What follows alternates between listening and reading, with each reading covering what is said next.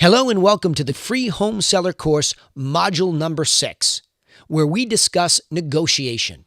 Control your emotions during negotiation by being prepared.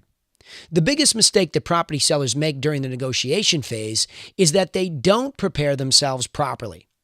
The best negotiators are the best prepared.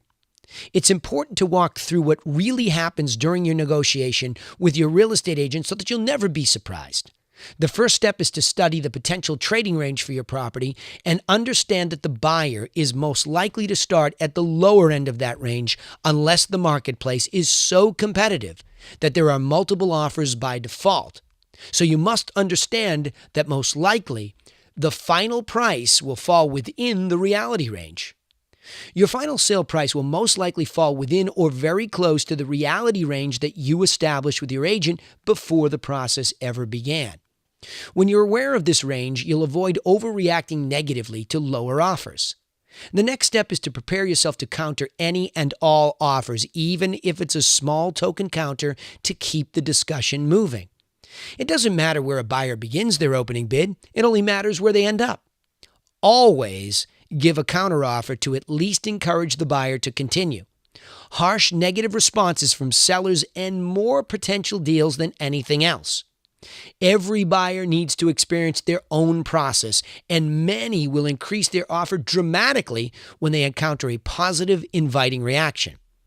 So, don't overthink and stay connected with why you're selling. Most sellers try to read too far into the negotiation techniques of the buyer and become too easily offended. So don't overthink what the buyer's strategy might be.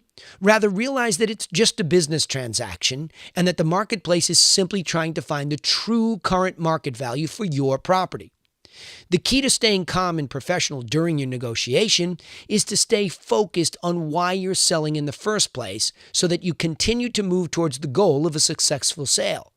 In order to move on with your life, everybody has to agree in the end, so think win-win. Remember that at the end of any property negotiation, both buyer and seller have said yes and agreed to a meeting of the minds on price and terms. Neither party will ever feel that they've achieved a perfect deal because there's no such thing. The final deal is influenced by so many variables that it's impossible to experience a perfect negotiation. The best thought process is to be thankful that a ready, willing, and able buyer has agreed to buy your property, which ultimately is a win-win situation. So in conclusion, we realize that preparing to negotiate the sale of your property can be overwhelming.